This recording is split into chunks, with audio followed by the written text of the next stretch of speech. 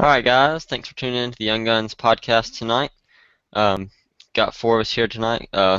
Nice to have Lee back with us. This other host. How you doing, Lee? I think he's got his mic turned off. I'm good. Good to All be right. back. Yeah, good to have you. Mhm. Um, what's been going on with you? What's new?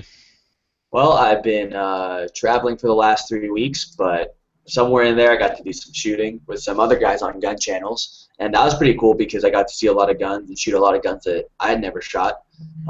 Things like, I don't know, the Walther PPQ and a bunch of different ARs with all the cool things. And one thing that's cool about like getting together with a bunch of people is you can read about things on the internet, but like everyone has a different taste, and if everyone has that on their rifles, you can pick it up, you can see it in person and see what you think, and that's awesome. I wish that I could do that more often. But Yeah, yeah, it's that's really what's about yeah, me. it's really good to get. You really don't know how you like a gun until you get to check it out and shoot it and everything. So that's Right. awesome. All right, moving on down. What about you, Jacob Battleborn? What you been up to? Not much, just practice with my handguns, just getting better. And then I finished my SPR rifle build, so I'm gonna go take that out tomorrow with my Remington 700. Just try to get better. Oh, sweet. You been shooting your 17L a good bit, your Glock 17L. Yeah, 17L and 34, just going back and forth. So you decided which one you like better, or pretty much the Um, same? the 34 has an upgraded trigger and upgraded sights, so I definitely like that one more. Once I get the 17 all done, it'll be a close draw. Yeah, that's cool. What about you, Weddle? What's been going on with you as far as shooting goes? Uh, I shot a couple hundred rounds at the beginning of the month. I'm almost up to 1,500 rounds through my carry pistol. Kind of proud of that. But primarily, I'm just trying to put my AR back together. It's been apart for way too long, and I'm just trying to figure out what pieces I've lost track of and get replacement parts and upgrades ordered. There you go. Get it finished up. That's kind of the same thing I've been focusing on too. I've just What been happened? shooting. Go ahead. What happened to your AR, Weddle? Did you like you say you need to get it back together? Like did it blow up or something, or what? I had one of those all polymer lowers, and I dropped it from chest height and snapped in half. And it was an ordeal messing with that company. It took them like 2 months to finally get a refund out to me. So I just took that one and bought a forged lower. Did you drop it on purpose, or did you drop it like on accident? No, I dropped it on purpose, uh, but I figured it's an AR. It's a military service rifle. Oh, I didn't know you It'll dropped be it on able to handle purpose. what? I didn't know you dropped it on purpose. Wow. No, you Yeah, dropped it. no, it's like You dropped it butt stock on the ground, or? I just well, like my phone was being weird, and I was kind of half frustrated, so I just picked it up and I just dropped it. Like I didn't like slam it or anything. I just like dropped it. I pulled out my phone. I was messing with it, and I looked down, and my receiver extension is spaced out like 30 degrees from the four axis, and I'm like, this is not a good idea. So was it? You just dropped it on the ground? Yeah, I just dropped it on the grass. I was saying like a whole bunch of like dead grass, so it was actually kind of like a soft hit. It wasn't like throwing it down on concrete or anything. I just Right. It dropped wasn't it. like compacted dirt. That's pretty funny. Yeah. That's cool. Well, at least you're getting it back together. Oh I guess yeah. I'll go now. What I've been up to is just shooting matches. I just recently shot my first USPSA match with 40 caliber, so I'm shooting major power factor now, which gives me a little bit more higher points per hit. So that's kind of cool. How'd you do Do in you that? notice? I did all right. I shot the gun in about 150 rounds before the first match, and I didn't really shoot that much distance. I just shot like 10 yards, probably 10, 15 yards as far as I shot. And then when I started shooting at the match, it was shooting lower than I thought it was, so I had a couple of low hits. So I had to adjust the sights today actually, but I still did decent.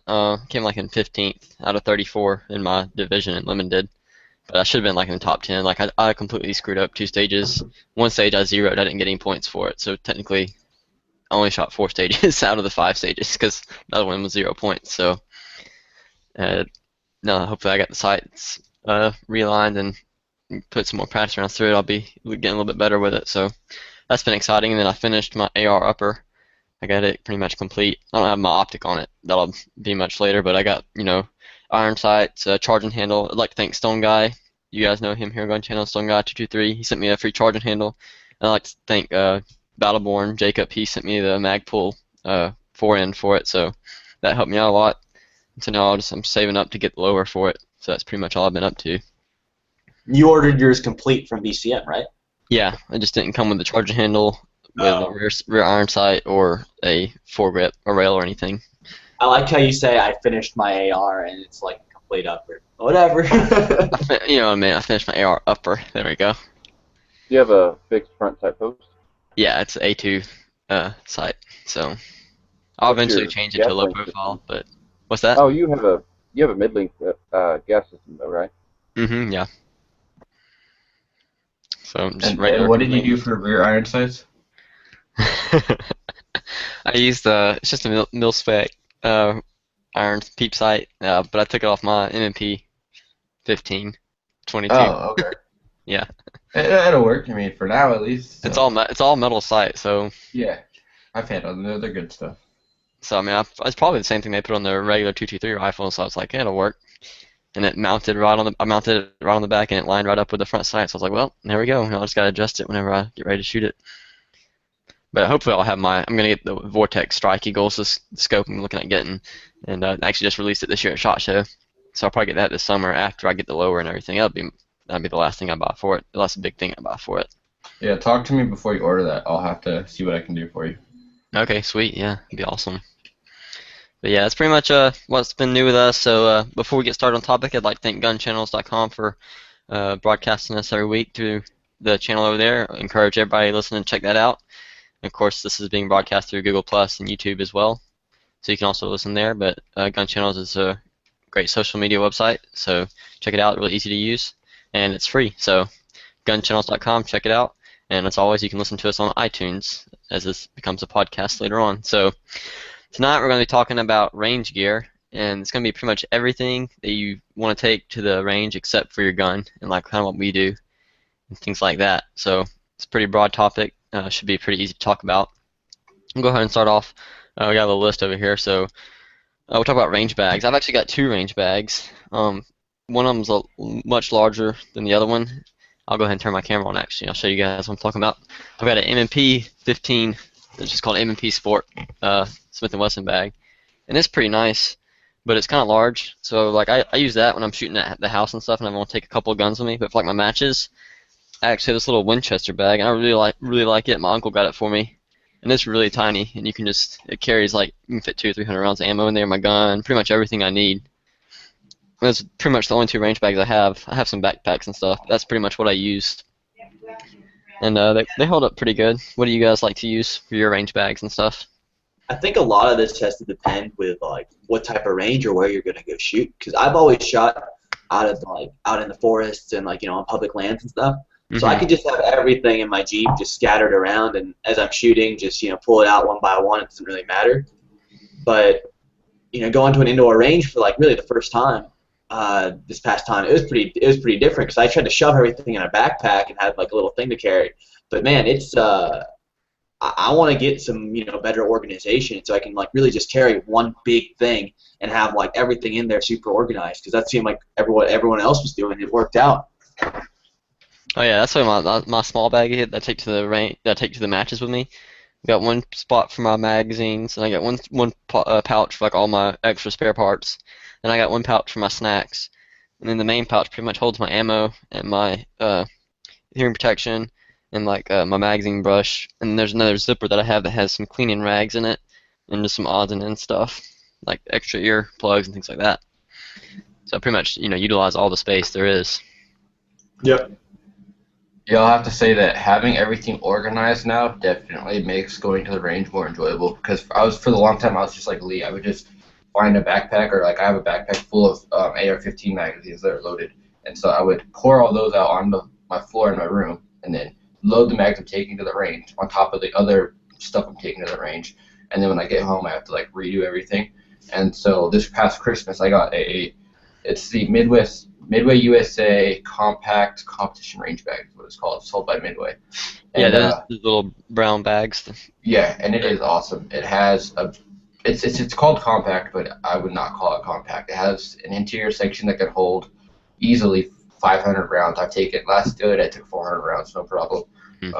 One side pocket holds 7 pistol mags and a bunch of accessories. Another side pocket holds like my staple gun, my tape, my shot timer, my rangefinder, iPro, and then in the middle pocket there's 2 pistol sections, and then in the very middle is where you put all the ammo.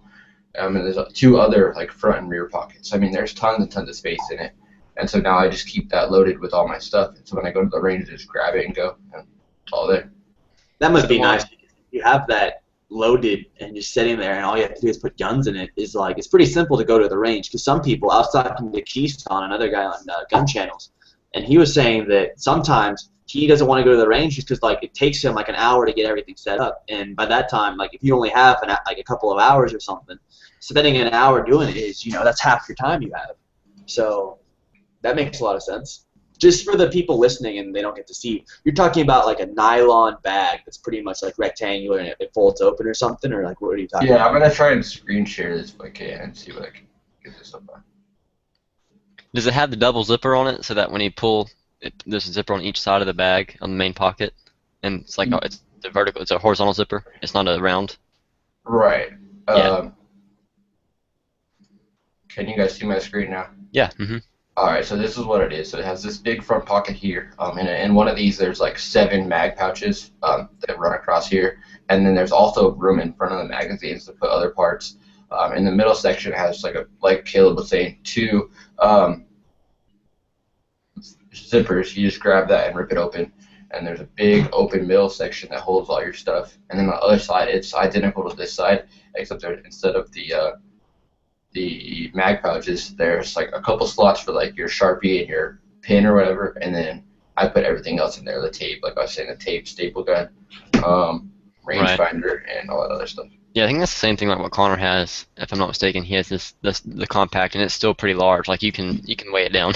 Yeah, they make a compact and then they make a bigger one, which I can't imagine taking a bigger one. Maybe if I was going to like a competition and I actually needed like a ton of stuff.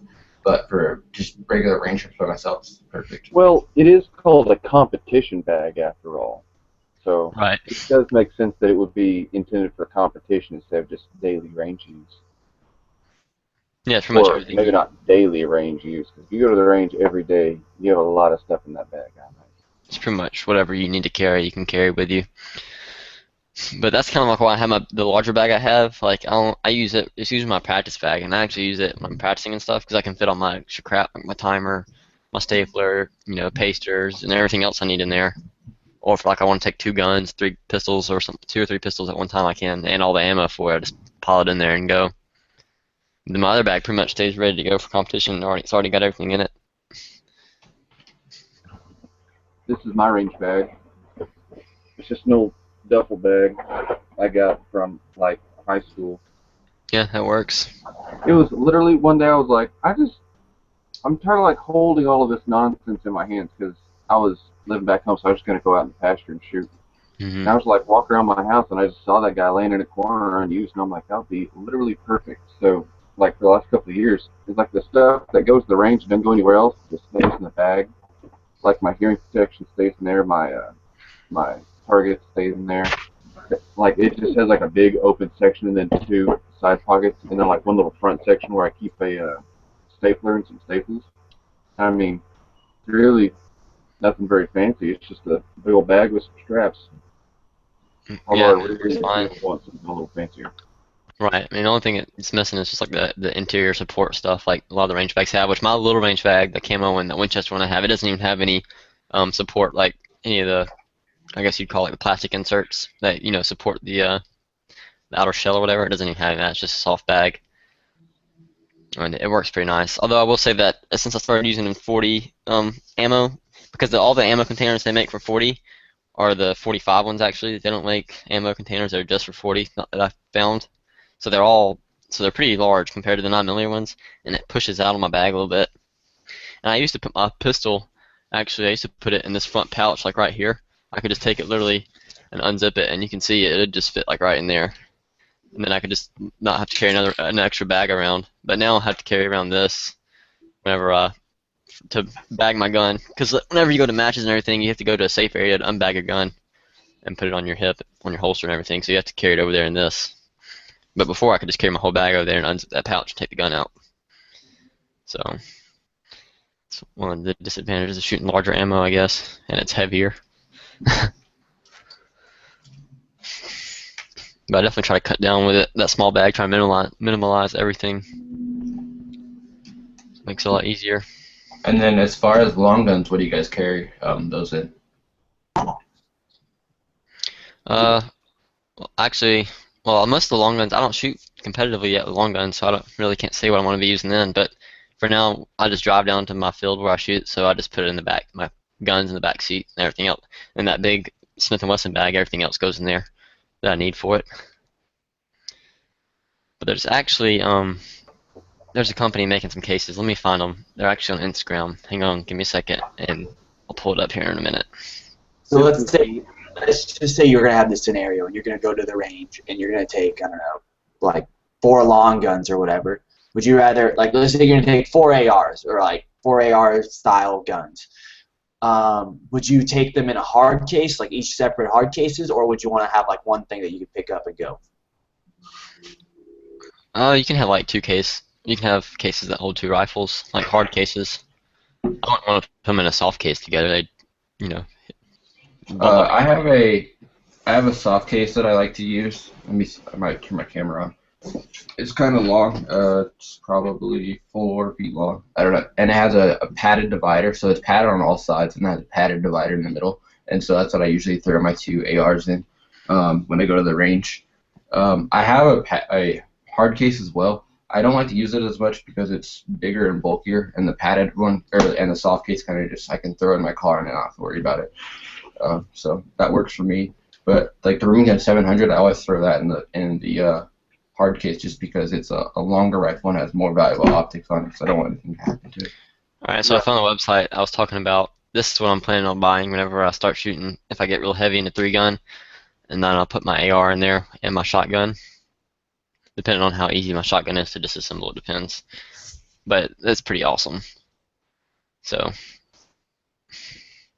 that's like the idea of a soft case where you can have all your tools and magazines and all that kind of stuff and your guns, but it's in a hard case format. So it has like the cutouts for your guns and like the cutouts for the magazines.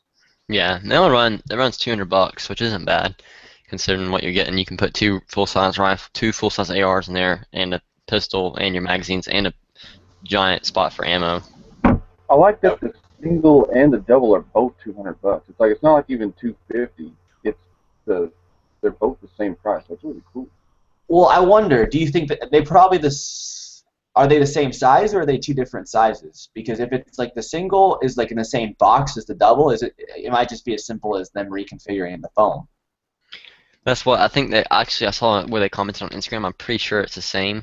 Yeah, I'm looking on their website under the products tab. It's the same box. It just on the single one it has a bigger spot for more. I don't think they make the boxes actually. I'm not sure. I think they probably buy them from somebody like a wholesaler, and they get the foam cut or they cut the foam themselves. I don't know exactly how their production is set up, but that's probably what the most expensive part is the foam.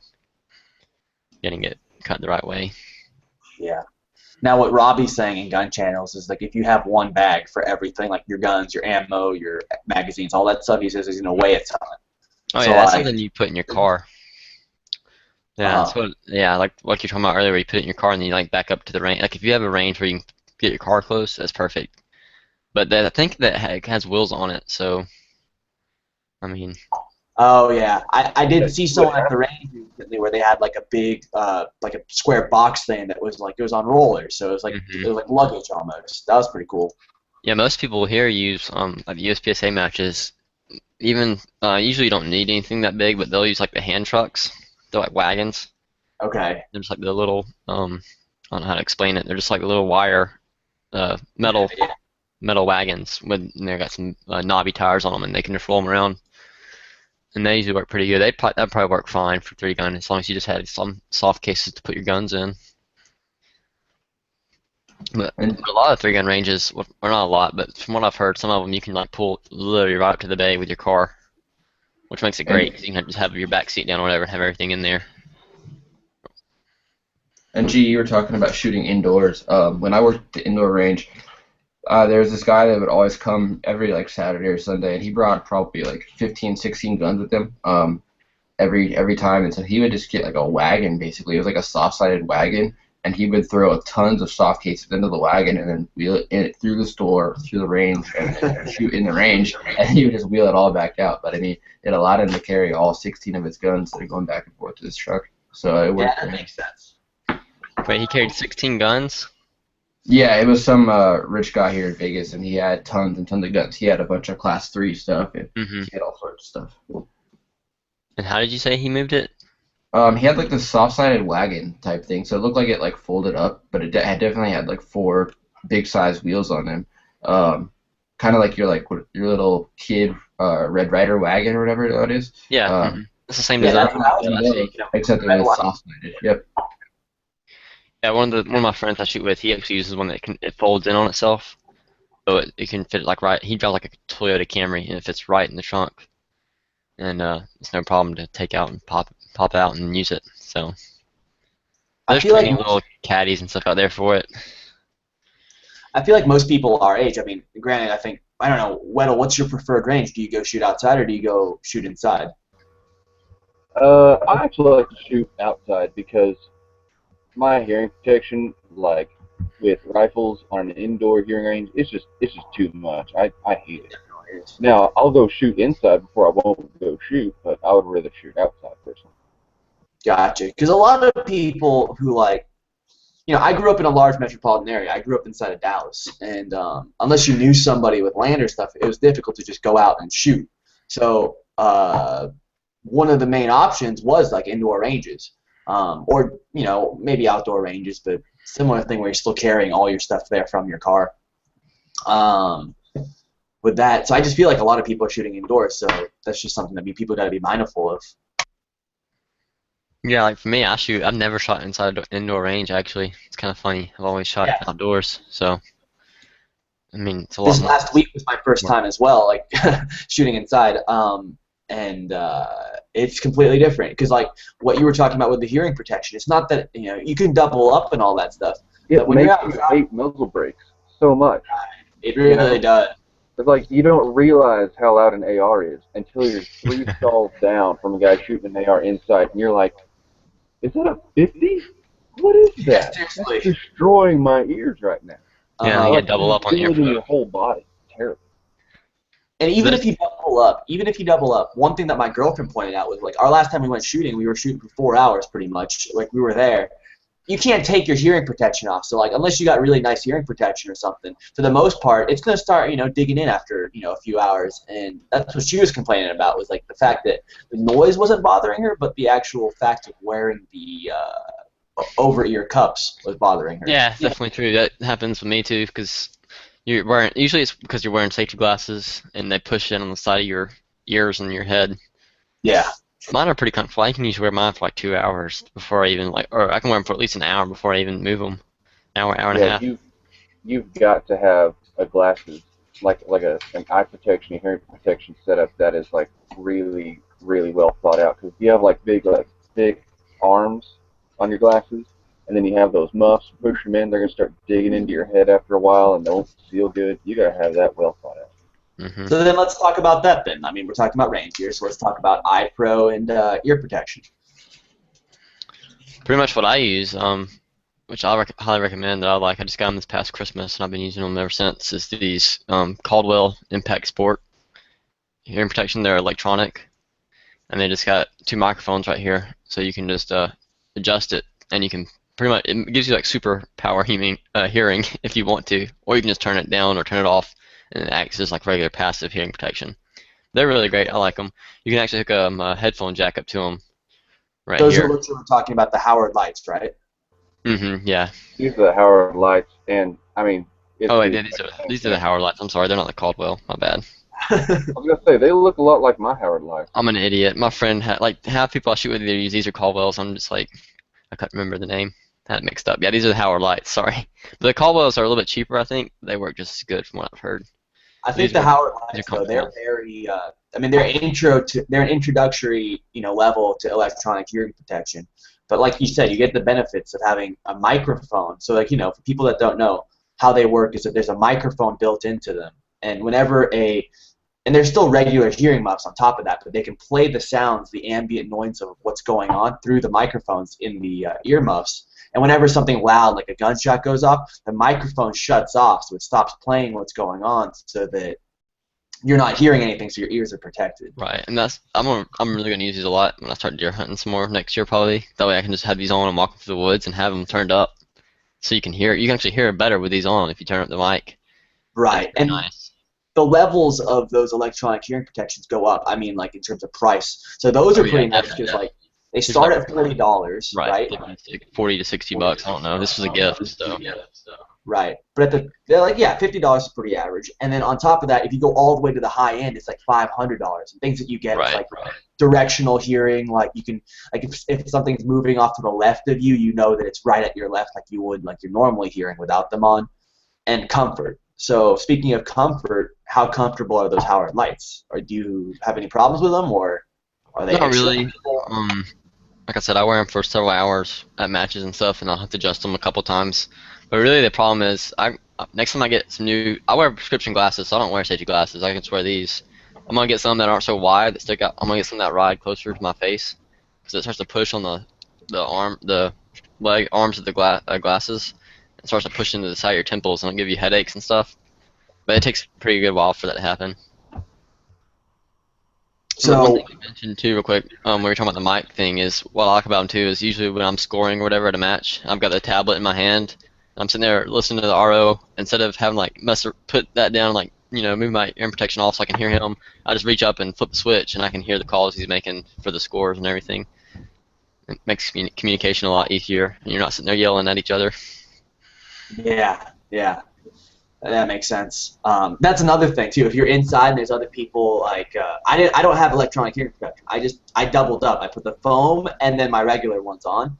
I was like screaming inside to get like what I was trying to say across, because it's hard to communicate, especially if you're in a group and maybe you have some people who aren't as experienced and you're trying to explain some manipulation of the guns or some advice or something. It's really difficult to do that. So electronic hearing protection is That's actually a really good point.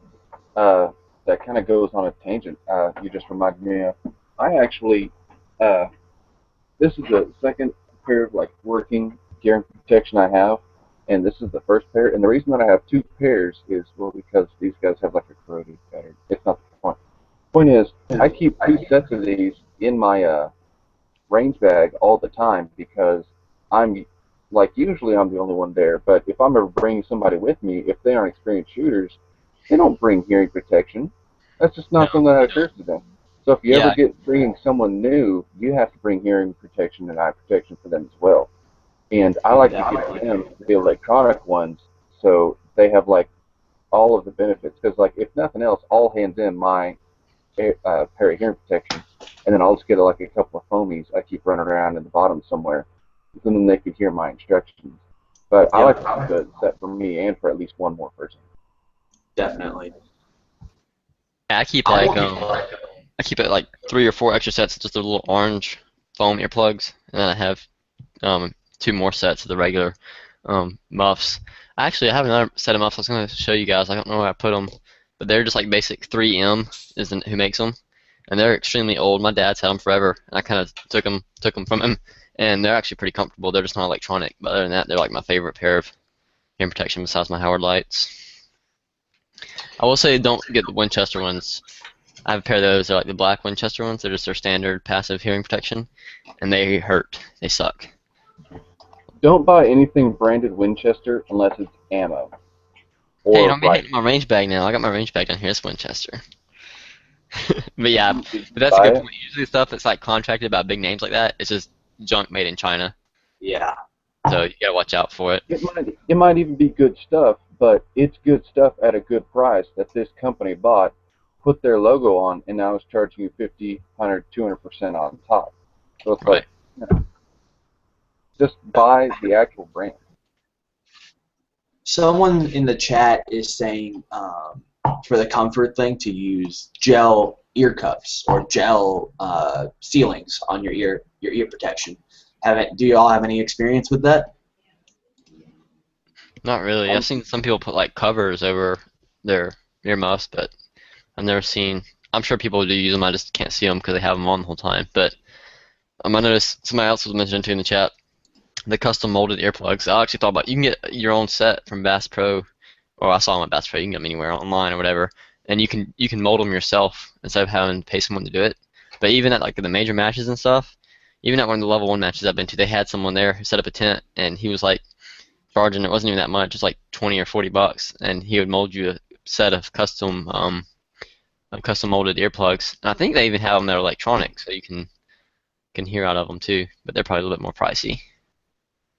Back onto the earmuff things, I just want to point out when you're shooting indoors, it's good to look at the NRR rating, which is the noise reduction rating on the EarPro. The Impact Sports, I know they come in at like 22, which is kind of low to be honest. And so even if you double up, you're not doing yourself as much benefit as you could. Whereas if you're going to shoot indoors a lot, I recommend these Impact Pros, which they're a bit bulkier, but I think the NRR rating is 30 decibels instead of 22, so it's definitely going to help more, even when you double up, and they're still electronic, so you can double up, and you'll still be able to protect your hearing a lot more. Yeah. So if you're going to shoot indoors, I always recommend, you might look a little goofier or whatever just because the EarPro is bulkier, but I always recommend getting the biggest and bulkiest EarPro you can. And when I was a range officer, the range I worked at, we didn't allow anything under 30 decibels just because that's the OSHA requirement here, was 30 decibels. And so everyone, we just gave people that didn't have EarPro, we just gave them these ones, the Impact Pros, and all the range officers there were issued those. And so they're 30 decibel reduction rating, and they work very well, and they're very comfortable as well. I will agree that you need to look at your noise reduction rating, and it's I think that also works on a decibel scale, and it's basically like each number is an order of magnitude above the next number because of the nonlinear way we interpret sound. But like if you're wearing, I guess it would be like NRR of 20, like a 22 set of earmuffs, and then like another 22 set of like earplugs. That's a crazy reduction rating. I would honestly say that you could probably get by with less on each of those stages if you're doubling up, and you would be way better off than you would with even the best set by themselves. And Yeah, don't also, get me wrong, you could definitely get by with, so say you had just a 18 noise reduction rating ear muffs and then 18 noise reduction rating in-ear like plugs, yeah, that'll be fine. But if you go up to like the 30 over the ear that are electronic, and then you run like just a foam on the inside, you're gonna get the benefit of electronic. Plus, hearing is gonna be quieter around you, but you can still hear everyone talk. So it's gonna be like sitting in a bedroom by yourself and hearing everyone talk versus sitting in a gun range with all the loud shots and trying to hear the voices over that. It would be like sitting in a bedroom that bombs are exploding outside of. You just exactly, yeah. So those have the same microphone in them as the over-the-ear does? Well, I mean, it works the same way, right? The other ones I showed, yes. Now these Surefires, these are what I choose to use for the in-ears. They are reusable, and that's what I like about them. I just go home and wash them with warm water and whatnot. But they fit very well in the ear, and they have a pretty high reduction rating as well. So that's what I like to use. But they're just passive, they're not electronic? No, yeah, these are just standard in-ear plugs. Yeah, I'd like to get some electronic earplugs that were like that. One thing I'd have to do too, I've noticed, is I would cut the cords off of them. If they're electronic, you wouldn't. Yeah, on these ones, the cord is just like plugged in there so that you can like hang around your neck. But yeah, I just unplug the cord; it comes out really easy. I could just see Ballistic with like a set of nice electronic hearing like in-ear plugs, and he cut the cords off of them because they were distracting. And he's like, "Why don't they work anymore?" No, we'll get battery-powered ones. Well, actually, I've seen some of them where the cord, it comes together behind your head and runs on your back. Because like the standard, just traditional earplugs, they annoy the crap out of me with a little rope or whatever on them. You know, the little cord, like brushing on your neck and everything. So I can't stand those. That's why I like little orange ones. Like for the longest time, that's what I used up until this past Christmas when I got these Howard Lights. I just used the little orange earplugs because they're quick and they're easy and they don't get in the way. And I'll have to find something like the Surefires. I'll have to get something like that when I start shooting 3-gun because you can't shoot these Howard Lights with the rifle. I mean, you can, but it's like literally it pushes it off your ear almost when you get with a good cheek weld on there. So. See, I shoot the Howard Lights with my AR, and I've never had a problem with it. Now I could see if they got much bigger, I could have a problem. But these, I don't know. Maybe it's just the way I hold my head, and maybe I don't shoot as much as you, You which got a big face. legitimately, like I think that's a legitimate thing. But Yeah. I Well, don't I know. I wish. haven't experienced that particular problem yet. I guess it depends on how high your optic is and everything too. So I mean, it just depends. But for I'm me, yeah. also running iron, so I don't Oh, know how really? that's going to Wow. help me. Yeah. Yeah. See, I don't think that'd work for me. I'll have to get earplugs. Before we move on to, I guess, eye protection, I just wanted to say if we are using these little foam, everyone's seen them, these little foam orange earplugs, the stuff that the people call rubber bullets from Ferguson.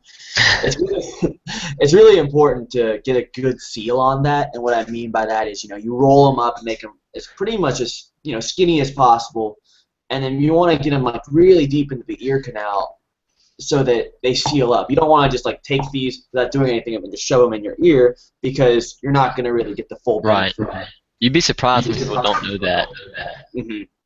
It's like you know It how you. definitely is a thing a lot of right because it's so easy to overlook. It's like, well, how could I not know how to use foam earplugs? You just put them in your ears. Mhm. Yeah. Yeah, because some people, I mean, who've never cut grass and stuff like that, they don't they don't know how to roll them up. They're just like, oh, you just put them in your ear. No, you gotta just roll them up like this. I mean, just get them real thin and put it in your ear, and it expands on its own. Yep. So yeah, that's a Um, good point. And there's actually, if anyone wants more information on that, you can actually just search like how to use earplugs or foam earplugs, and there's actually like picture instructions and everything if you really want to know that thing. But it can't hurt. So let's move on to the eye protection thing. Y'all were talking about the ear protection digging into the sides of the side of your head with the bands from your glasses.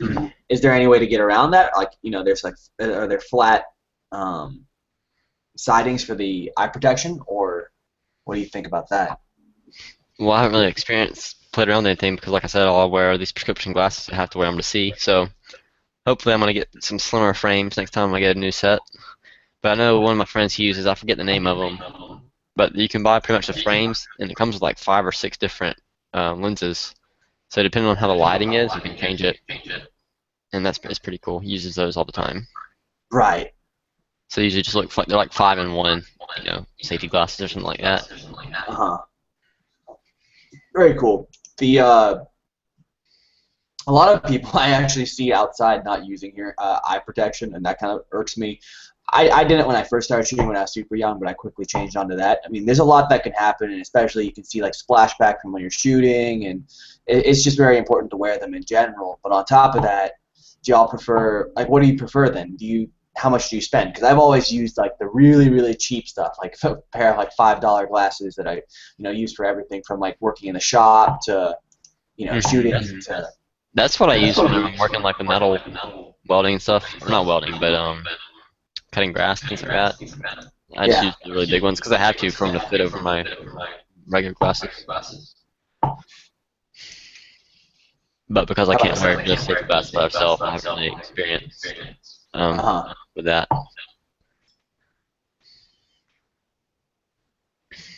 Sorry, I muted you. We were getting some pretty rough echoes. Yeah. The what about y'all? The two Jacobs. What do y'all use? I use cheap, like actual, like aviator sunglasses I get from the gas station because I like wearing them. They're like really big. Oh, hey, don't laugh at me, or laugh at me. That's fine. But it's like honestly, I've seen what the like rating is, like the little rating you see on the bonnet's like ANSI 750 or whatever. I've actually seen the tests and they're not that impressive. So if it exceeds that rating, like it's kind of cool, I guess. But I'm just like I've seen what the ratings mean, like what the tests they do to rate them, and so I'm like that's not really that impressive. So I'll just get a pair of sunglasses anyway. But more importantly, it's because they have really thin arms on them, so that they fit underneath my hearing protection and they don't dig into the side of my head. Now that being said, I also have a pair of backup shooting glasses, and they are actual shooting glasses, but they're also really cheap. At least these are like actually rated to be impact resistant to some degree, but they just get so scratched up that I hate wearing them. Right. Yeah, that's And been. Or go oh, go ahead. ahead. No, you're fine. I was gonna say for me, I like Caleb. I've been wearing um prescription glasses for a long, long time, but then I recently switched to wearing contacts, and so now I'm looking for actually a good pair of eye pro to wear at the range. I picked up a pair of the cheap ones, but I can't stand them because, especially when I shoot behind my rifle, because they have like some like distortion into them, so that it's just not a clear image. I mean, it's like everything's slightly distorted when I look through them. And I don't know if that's somewhere in context or whatnot, but it's just very, very blurry, and I don't like it. So I'm gonna look for some higher end. There's been a pair of Oakleys I've been looking at, and I've also been looking at a pair of Smith Optics eyewear. But I just want something nice I can always wear to the range because I do shoot a lot, at least once a week. So I want something nice to have. Yeah, I'll probably look into that too. I'll probably eventually start wearing contacts or get LASIK. It's one thing. Yeah. One of my goals. I want to get LASIK whenever I get out of college. Hopefully, if I'm a candidate for it and everything. But yeah. Comment on the prescription glasses. They're actually usually stronger than any of the safety glasses out there. Most of them, anyways. Most of your standard ones, because the really high quality glass and everything. And I actually have some of my old prescription glasses. I'm gonna take and double them up, and I'm gonna shoot them with a 22 pretty soon. Hopefully, make a video out of it. So that'd be pretty interesting. Or I'll probably start with a pellet gun and move up to 22. I'm sure the 22 will go through it, but who knows? You're gonna shoot the glasses? Yeah. Okay. They're old. They're really old prescription glasses. They don't even fit my face anymore. Like one pair of them is from elementary school. The other one doesn't even have one of the bands on it. It broke off. So those look nice, Jacob.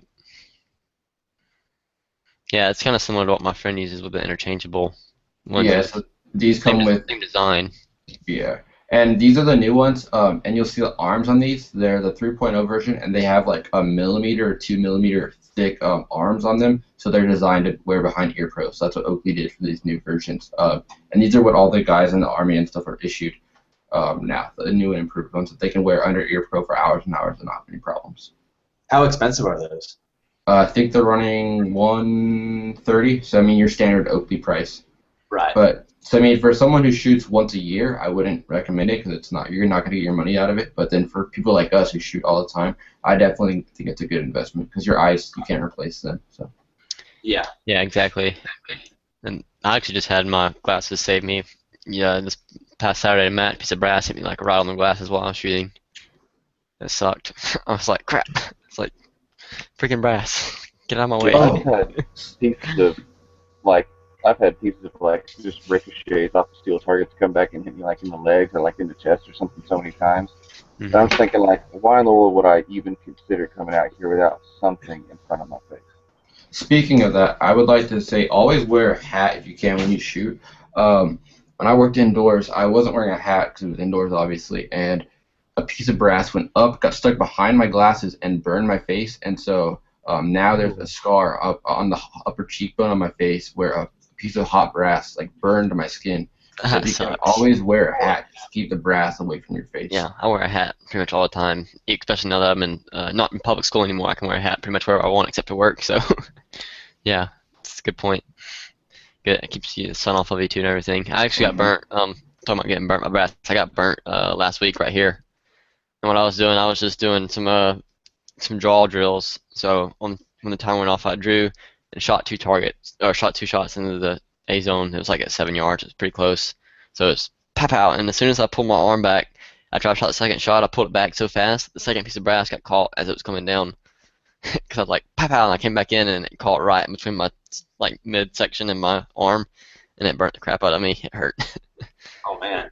I was like, ow! I was like, that was like just blind luck that it happened to land like right there. It's like, well, that sucks. That's the first time I've ever been burned by brass before, like that bad. I didn't even think it would do anything. Like the next day, I had that giant mark I just showed. Like I was like, oh, it'll just be a little red. It'll be fine because it didn't hurt that bad. But yeah, apparently it burned it pretty good. What do y'all think about the goggles? Because they're talking about in the chat about goggles. So would you use them? Do you use them? Do you like them? Do you not like them other than the fact that they make you look kind of dorky? The only time I've ever worn any kind of goggles or anything like that was for motocross back in the day. So I really can't say I've never shot with them on before. It'd probably, You have to have like he was talking about field of vision, your field of view. So you'd obviously want the kind of we're pretty wide, but most of the time it's pretty warm here in Georgia, so they just wouldn't work out very well. Yeah. All right. Well, I think But, that's. it'd be great for like military applications and stuff like that. I know a lot of military people use goggles when they're in combat and everything. Right. But I think the other benefit is that with the goggles, there's no rigid frame on the rear that goes over your ears if it's straps, so that you're talking about how thin you can get the frames. Well, this way the straps can go right under your hearing protection. Oh yeah, it'd be very more comfortable. Yeah, you had a nice pair. All right. So y'all want to talk about some targets and stuff, like what we actually shoot at? Sure. Yeah, sure.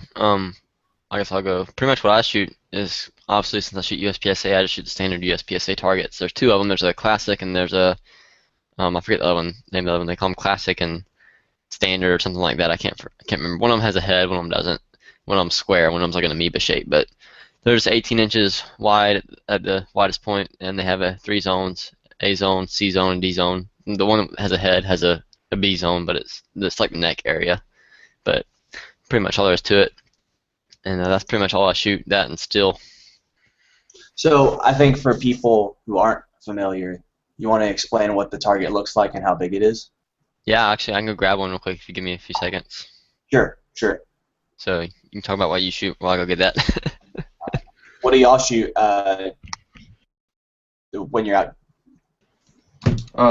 So I shoot, depending on what I'm shooting. I have the range I shoot at has a silhouette range with steel targets from 200 to 1,000 or 200 to 960 yards.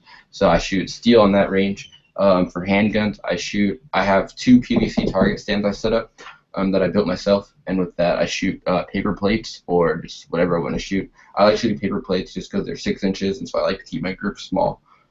Either that or I'll buy some targets. And then I also own a 12-inch steel gong and a IPSC size steel body, so I shoot at that as well. You have an IPSC torso? That's awesome. Yep. I would love one of those. Save me from having to paste targets so much. Yeah, that's awesome that you have that much like steel and stuff, because steel can get pretty expensive pretty quickly, but it's a good option for a lot of people. And having the PVC stands that you said, it really improves like what you can do when you're outside, like versatility wise. You can hang up your targets, you can set them close, you can move them far. It's a lot better than taking a few cans and setting them up over and over again if you don't like have much to work with. Yeah, $20 worth of PVC pipe. You cut it yourself. You put it together. You get some angled, like the T pieces, and some 1-inch by 2-inch, like pine, wooden 6-inch pieces of sticks, and put that in there, and you can put your targets anywhere you want. So. Yeah, there's a lot of blueprints and things like that out there to build your own target stands, especially for USPSA and things like that. I wish I had a picture of the ones I have. They're pretty straightforward. I'll have to talk about it later sometime, post it to gun channels, but they're not that hard to make. Right. How sturdy do you think those are? Like, if it's windy outside or kind of moving around, are they going to blow around real bad or what? So I live in the desert, so I just fill them. Like the feet are open on either end, and so when I'm shooting in the wind, I either put some boulders on them or I fill the legs with dirt. Like I just pick it up off the ground and fill the leg with dirt, and then they'll stay up no problem. So I shoot in the wind all the time. They never fall over. Yeah, I use 5-gallon buckets for my bases, and I just fill them with dirt, and yeah, they're not going anywhere unless you push it over. But I'll show you guys my target real quick while I got them out here. So here's the amoeba target. It's kind of hard to see the zones since it's all been shot up. I don't know if you guys can see the perforations, but yeah, okay, so you see this is the D zone, and there's a perforation, this perforation here. This zone right here is the A zone, right in here. It's pretty shot up. And so it's A, C, and D, 18 inches wide. And then they have the target that has the head on it, and it's the same thing. It's just more square. I think the A zone's actually a little bit bigger on this one because it doesn't angle inward like the other one. It stays straight. It's a rectangle. So I like these better. They're easier to shoot for me. I don't know why. So the people who can't see, he basically is holding a cardboard silhouette of a human torso. Mm-hmm. And one thing that actually a lot of people don't do is, they don't bring tape or little stickers or whatever. You know, Oh yeah, and that's that another thing. Yeah, pasters. right. And so what you can do is you can either use tape to cover up your old hits to make it look fresh or whatever and do that, or you can bring they make pretty different types. Like you can bring ones that are entire like bullseyes, or you can bring little stickers that are just like single colors and stuff. You can stick them onto your different paper targets. So you use that paper target or cardboard target as like your base, and then giving a little contrast, like a black dot on a cardboard target. It gives you something to shoot at, so you can kind of make a smaller target from something that's bigger or whatever. Right. So yeah. Yeah, I kind of do that with my rifle targets. Put them up. I just use my regular target stands with those cardboard targets and just tape the rifle target to it. But these are the pacers I use too. You can get them, they're like $5 a roll per 1,000. Law Enforcement Targets is a really good website. They have all kinds of stuff. Any kind of target applications for USPSA, law enforcement, obviously all kinds of agency targets and things like that. So law enforcement targets, pretty good. Mm-hmm. That's what I usually use. Gotcha. How about you, Weddle? I literally drop the ball on targets more than anything else because like half the time I go up to my range, I'm like, I don't even know what I'm gonna shoot. I just like scrounge around for like targets that somebody else left there or something. Or I'll like on my way there, I'll stop by like Walmart and get like a 12-pack of uh like a fridge pack of like Cokes or something. And like after I do this stuff to just kind of like brush up on my skills, then I'll just play around and like try to plink these cans from like the back of the pistol lane or something like that. Like I'm just the worst on targets. I've got a pretty good idea about the rest of it. I put a lot of thought into it. When it comes to targets, I've just for some reason I just can't remember it. It's an area that a lot of people overlook. I do the same thing. I mean, especially if I'm going to go shoot in the forest or something. I typically don't bring targets because I don't have a target stand. I'll bring like stuff to shoot at, but and small stuff. But I guess it depends what you're going to go do. If you're going to go out and shoot you're going to be plinking and stuff, that's okay. But if you're going to be going to sit around and try to work on precision and accuracy and that kind of stuff, it really helps to have some nice targets that you can measure and see how you're doing. Yeah, when I go out to shoot, I'm going to practice. I'm not, I don't want to go out there and just make brass. So, I go out there. Usually, what I'm actually about to start doing, I did today, is like trying to make a script of what you're going to do, and that way you can know how much ammo you want to bring. So if you say, oh, I'm going to draw and shoot 2 rounds into the torso target or whatever at 7 yards or 10 yards, whatever your distance you want to do, you're going to do that 10 times and do that, stick to that, and you can write you out like a little practice plan, and then just go stick to that, and that'll kind of help you just stay organized and things like that. Get all the practice you need in. Well, speaking of that line, I know one of you brings a what do you call it, a shot timer to the range. I can't remember who it was that said it. What do you guys think about shot timers, just in Oh, they're general? definitely necessary for any kind of Definitely competition. necessary. If you're practicing for competition, you definitely need it. Yeah, and even for concealed carry, if you're practicing carrying your gun, it'd be kind of useful to have. Probably not crucial that you have it, but it is handy. They're nice to have. I just use turn my camera on here. This Pocket Pro 2 is what I use. They all run about $100, but they work great. So there's about 2 or 3 different brands out there at shot timers. How much was that? $100. Okay. Yeah, they're pretty pricey, but I mean, they last. I mean, I was out today in the rain with it and had no problems with it. See, I looked at them at one point and I was thinking, oh yeah, no, for like 40, 50, 60 bucks. It's like $40, I'll just get it. 60, I'll look at it. I'll look at it. All I could see was like 120 and up, and I was thinking, oh my gosh. Then I just downloaded one for free on my phone from the App Store. Yeah, And those are fine for doing dry fire and stuff like that. I've used those before inside. But well, one thing that I like about this is it has what they call par time, which means you can set it so it'll have a second beep after the first one, so you can just work on your draw and stuff. So for example, I have 0.8 seconds here, so I hit the button. Oh yeah. And it goes off. That's 0.8 seconds from first beep to second beep, and you can just work on your draw and things like that. And I did that a lot inside using that function. See, the one I got on my phone, it had a lot of functionality to it, but the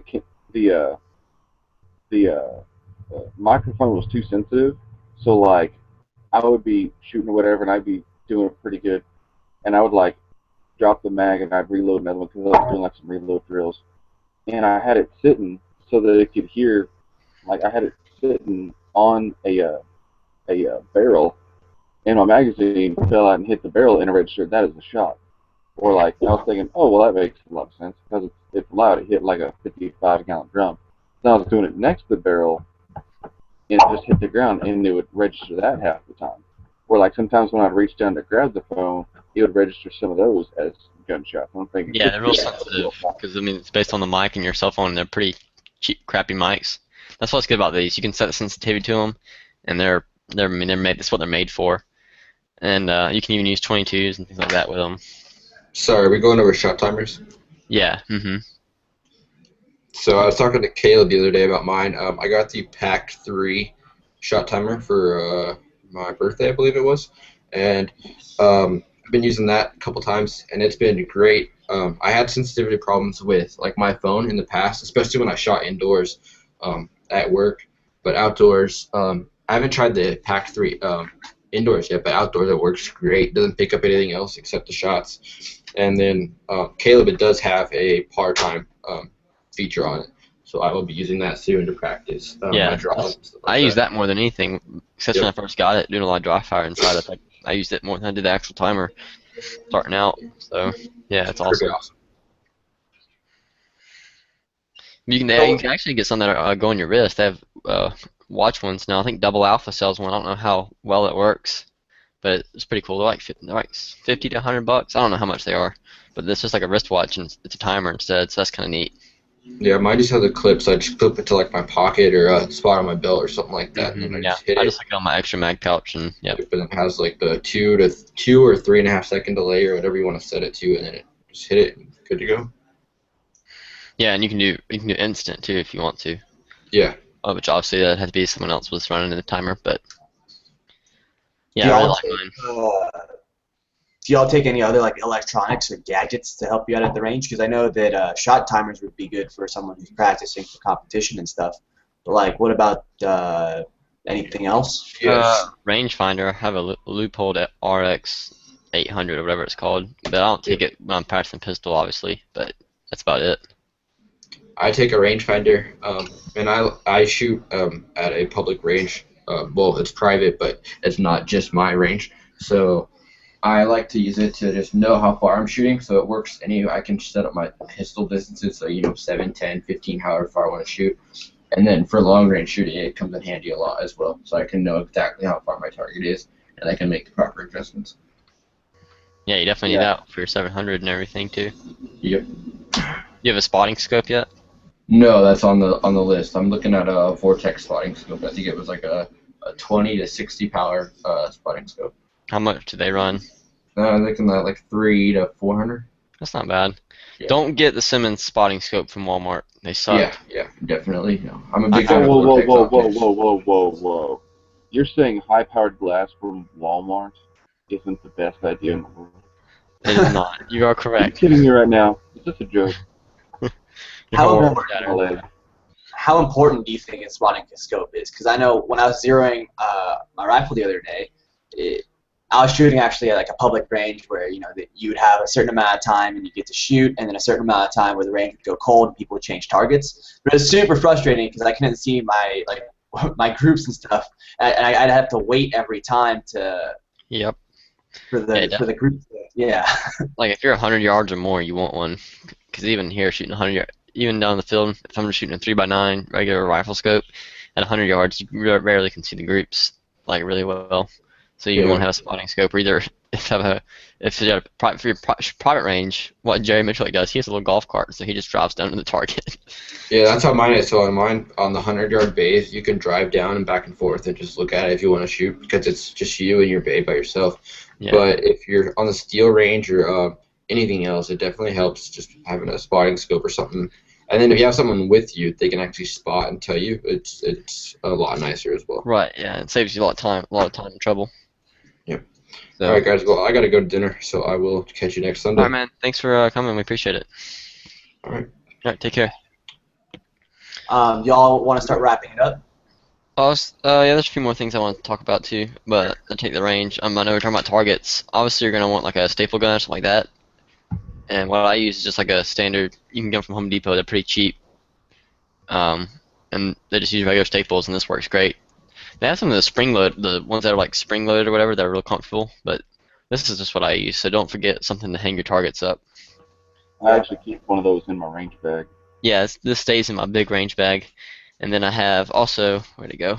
You can get cheap paint like this. This is great, and I only use white and black because that's all the only two colors that we see in USPSA is brown, white, and black. You're using that And paint steel targets and stuff. yeah, I use the white paint steel targets, and I have some black spray paint so I can spray paint targets like to make hardcover targets, Yeah. like that. Or if I want to spray paint like a barrier on the ground, like a box or something like that, I can. Uh huh. So That's cool. yeah, and it's real cheap. It's just like cheap Walmart paint. So you can get this from Walmart, just don't get your spotting scope from Walmart. Yep. And I guess other loose gear, you obviously need magazines, but do you take magazine loaders? Because whenever I go to the range, I try to have all my magazines loaded. So like I have 30 rounds for like magazines for my AK, and I have like try to have 10 at least for all my other guns. Just for the fact that I don't like loading magazines when I'm at the range. Yeah, that's definitely true. Preload your mags and take as many as you can, or you're comfortable Well, taking. if you're like me, like I have 3 magazines for my AR. I'm sorry, I have 4 magazines, and that's because I bought another one like 2 weeks ago. And I have 3 magazines for my pistol. Yeah, I know I should get a lot more, and I do when I can afford it. But it's like I just don't have enough magazines where I can be like, well, I'm gonna go shoot like this 12 pounds of ammo. I'm just gonna grab 12 pounds of mags that are already fully loaded out of the safe, and I'll like fill them all up in like a week or something like that. It's like I have to reload my mags at the range, and so I really like this little thing. This is just an Yes. Uplila mag loader for double stack pistols. And they make it a lot quicker, doesn't it? So that Plus, Maglula, yeah, I want to get one of the Like, Maglulas. it saves your thumbs too, because like I mean, it's fine whatever people like have different tolerances or something. It doesn't necessarily hurt, but it's just annoying like doing it all at once, like doing it like 400 rounds a day, like in a one round or like range trip. It does kind of like beat up your thumbs a little bit, so it's just makes it a little bit more enjoyable because you're out there to have fun. Yeah, Yeah, it definitely saves you time. Like it doesn't really make it much quicker, but it makes it much more enjoyable. and that's another thing. I mean, even with my magazines, I only have like six built magazines and 2 factory magazines for my 40.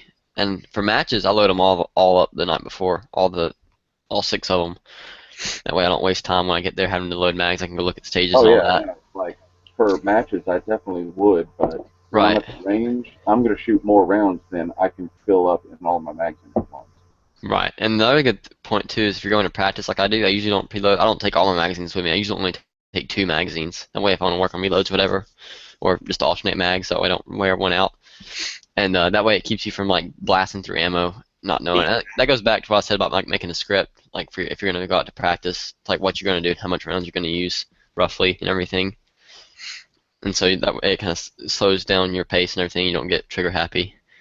It definitely makes sense from the competition practice perspective, but from just like a recreational point or just like goofing around. Oh yeah, if you're just going out to shoot to have fun, just load them all up and go. Well, even so, though, like it still makes sense. I mean, younger people tend not to have as much money to like throw around, right? So like I can't shoot 1,000 rounds every time I go out, or I guess I can only go out like once every few months if I'm going to do that. But if I'm going out with friends, it's we could slow it down and load magazines and like talk about stuff while we're loading the magazine. So it's it doesn't hurt that way either. Right, yeah. That's actually a good point because if you have your 1,000 rounds of mags already loaded up, I mean, you'd be like, I'm out, got toss you another one, you grab it, put it in, rack it, and you just go. And then all of a sudden, all your ammo's gone. Like, you're finally taking your ear pro off for the first time. You're like, where'd all our ammo go? Yeah, And then it's all gone, and then you go home. No, I could definitely see how that would be a good idea. that's the thing too. When I go to practice down in the field, I don't take extra ammo. I take what I'm going to shoot, and I usually shoot all of it. Like today, I took like 70 rounds, and I shot all of it. And I wasn't even expecting to shoot all. I was like, I wonder if I'm gonna shoot all of it. I got in there and I figured out what I was going to practice, and by the time I was practiced all of it, it was all gone. I like the last 10 shots, I just screwed around and shot at some steel targets, and that was it. It's like, well, Hey, that's what that 12-pack of off-brand Coca-Cola is for. yeah, exactly. Yeah, those last 12 rounds, you can just... That's nice. Yeah, I'm still trying to get used to this 40 caliber. I was trying to shoot my 10-inch steel plate like at 30 yards, but it was hard as crap. I gotta practice. I like a 9mm. It's a lot easier. It's nicer to shoot, but the 40's not that bad. It's just a different recoil feel. Oh yeah, I was going to ask you that. Have you noticed like any time difference since you said you basically always use a shot timer? Have you noticed any difference on like your split times and stuff like that? No, not at all. Split times are exactly the same actually. I mean, really, what's really throwing me off right now is just the sight pictures a little bit because they're different sights. So I've got to get used to them and how the gun settles and everything. But as far as my actual trigger time, like today I did some bill drills, which is a bill drill is just 6 rounds, like at 7 yards. So the timer goes off, you draw, and you shoot 6 rounds in the target pretty much as fast as you can. And that's like a good drill to work on your trigger splits and everything. And that's still the fastest I've ever been able to do trigger splits like consistently is like 0.21, like 0.2, 0.22, and that was still the same with the 40. So it's not increasing, it's not decreasing that time. You know, on farther targets, I would probably say maybe some. I don't know. I haven't shot. I shot 9mm in comparison like 2 weeks ago when I first started shooting the 40 for practice and stuff. I haven't seen differences in time. But I mean, if you get some farther targets out there, I guess it depends on how. You just gotta learn the gun and learn where your sights settle. But after I do that, it should be exactly the same because it's the same gun pretty much. An interesting experiment you could run would be just shoot 40 for like a month or 2 or 3 or something like that until you're really settled into 40, and then like during that time not shoot any 9 at all, and then switch back to 9 one day and like run all your drills or whatever and see if you have any kind Faster. of any kind of Yeah, benefit from stepping down. that would be cool. I'll probably will do that after I've shot this for a few months. Because I still have my 34 upper. I'll definitely still take it out and shoot it because well, when I start shooting 3-gun, that's what I'll be shooting is 9mm anyway. So I'll have to practice with it still after that. But it'll be a lot nicer probably going from major power factor to minor power factor. Does 3-gun have any kind of power factor when it comes to physical? Nope. That's why everybody shoots 9mm. Yeah. Unless you're in heavy metal class, you have to shoot 45. Yeah, I just thought about that. But that's a specialty class. Mm-hmm.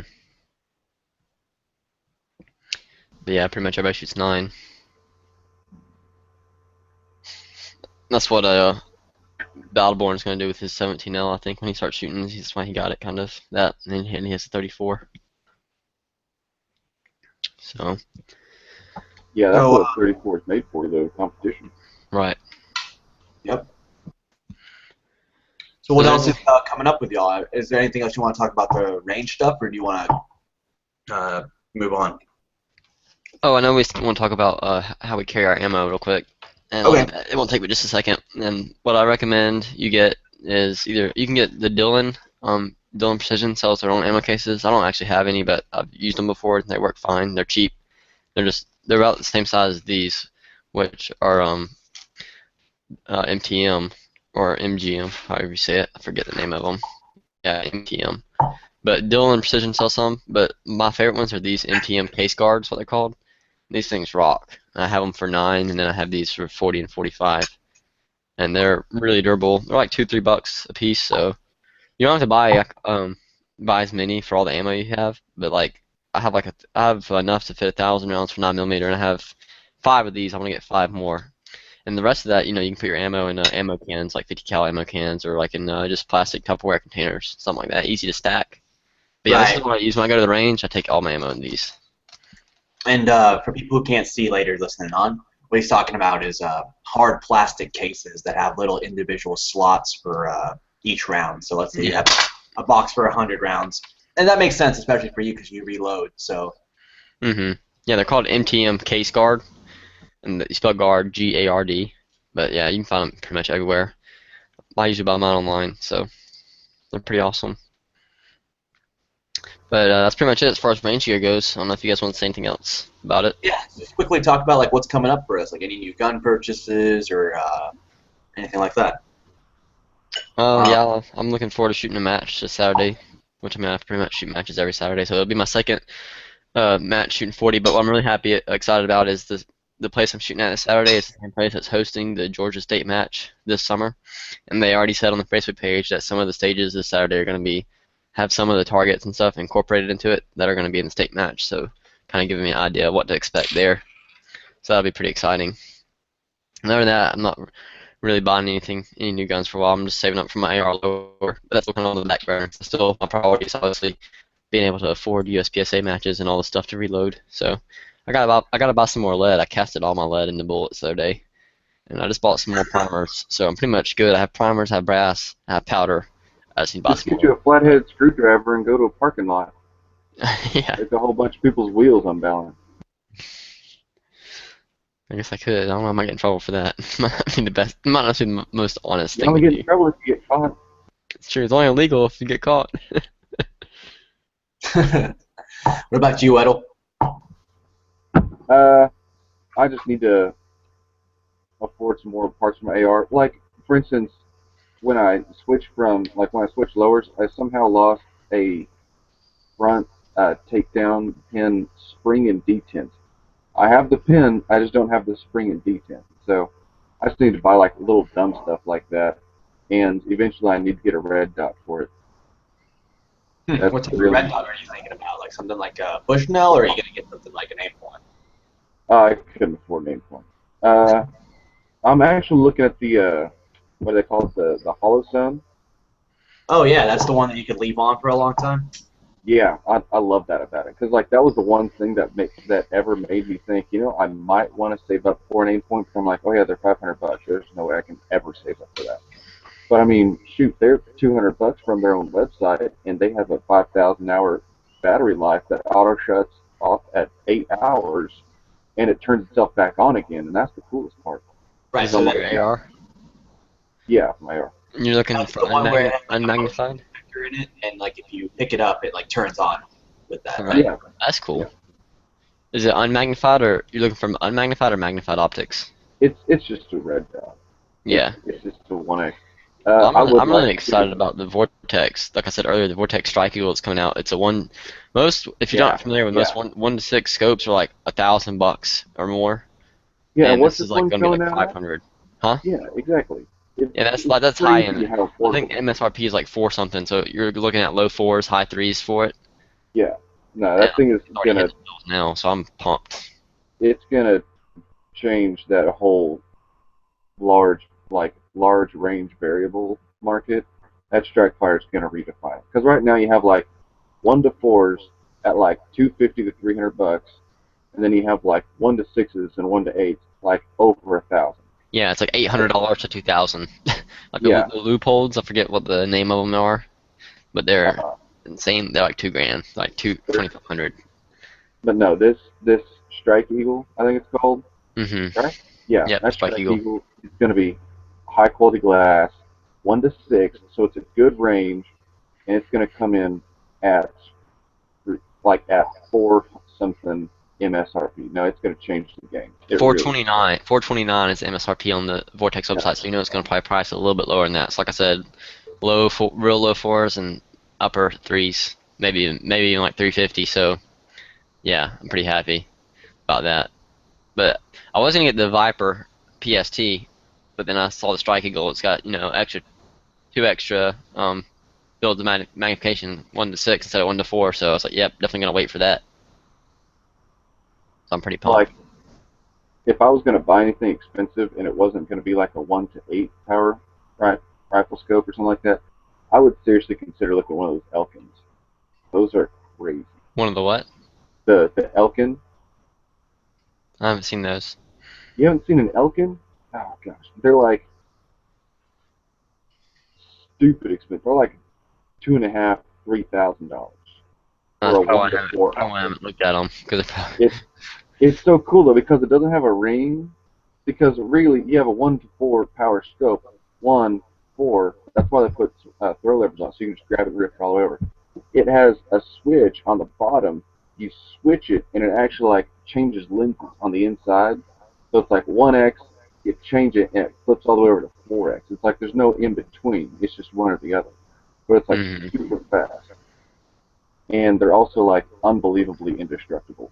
They're made by some like aircraft manufacturer out of Canada, I think it is. But they're just ridiculous. Their first focal plane, they're illuminated. They have a BDC reticle. I think it's for a 62 grain load.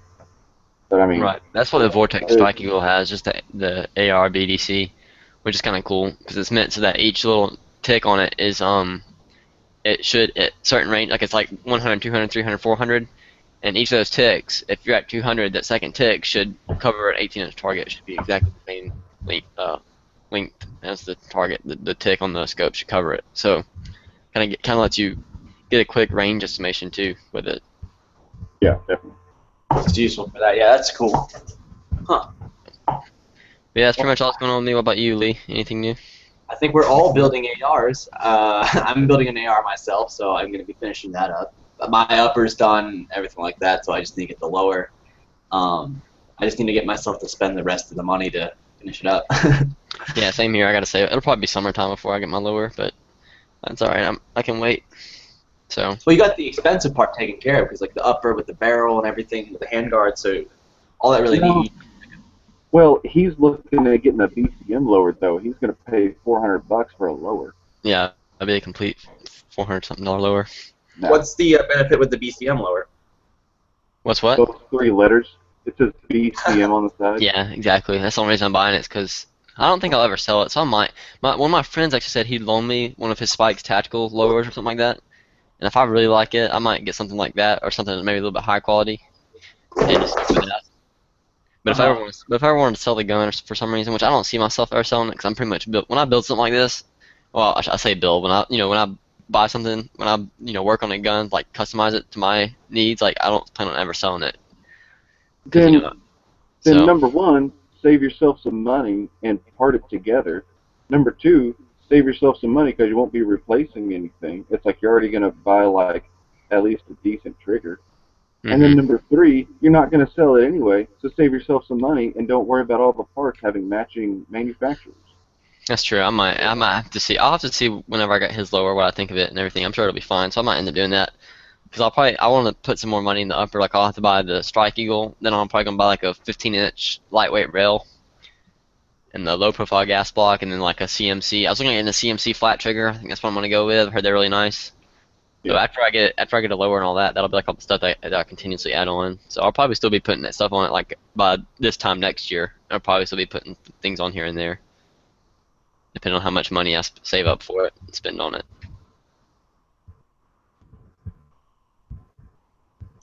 Very cool. I think that's about it. If we're doing, if anyone else has anything that they're coming up with, I get to go shooting again this next weekend, which should be fun because I didn't think I'd get to go shooting for a while since I shot off all my ammo this last time we went. So that's pretty nice. I just received a Swiss K31 rifle, which is the standard Swiss military bolt action rifle. That's that straight pull, isn't it? Yep, straight pull That's bolt. awesome. That's awesome. So I'm going to go pick that up for my FFL tomorrow. Pretty excited about that. And I got a nice bayonet for it as well, so make G-Webs happy. Sweet. That'd be awesome. Dude, I wish there was a way I could attach a bayonet to my Keymot handrail. Right. For the You don't Reds. have that you don't have the front sight? No. Oh, okay. No, I ain't about that front sight post life.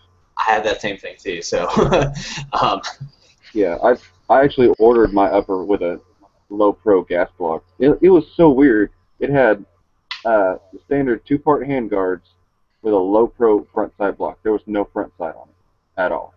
It was the That is goofiest kinda looking weird. thing ever. Yeah. That is I mean, kinda I weird. knew That'd be like from that'd be day like one me. that That'd be like me those taking guards mine wasn't now. good. That'd be like me taking my upper now and chopping the front sight for no reason because I'd still have the same mag pull rail on it. So Yeah. it just looked kind of weird. I mean, Yeah. I knew I was going to replace it with a Gmod rail to begin with, so I'm like, I'm not even going to have to buy. I'm not even going to put a front sight post on there because I'm just going to pull it off later. I mean, it was like 6 months before I got the rail for it, so I probably should have gone with the front sight post. But the point is, I didn't even have to deal with replacing my Gas gas block. block because it was already ready to go. Yeah, I wish they would have. I wish BCM offered the upper when they were doing the deal. I wish they would have offered one that was no handguard with a low profile gas block, but they all came with A2 gas blocks. So it's like, well, crap. But it's only like $40 for like even for a BCM gas block. It's like $40. for just a standard low profile gas block. So it's not that big of a deal. It'll just be really the biggest pain will be changing it. Yeah. But yeah, I'm not worried about it. So, anyways, I think that pretty much wraps it up. Is there anything else you guys want to hit on real quick? No, I think that's good to hear. Let's just head out here. The yeah. I do want to mention one thing real quick. There's a concealed campus. Sorry.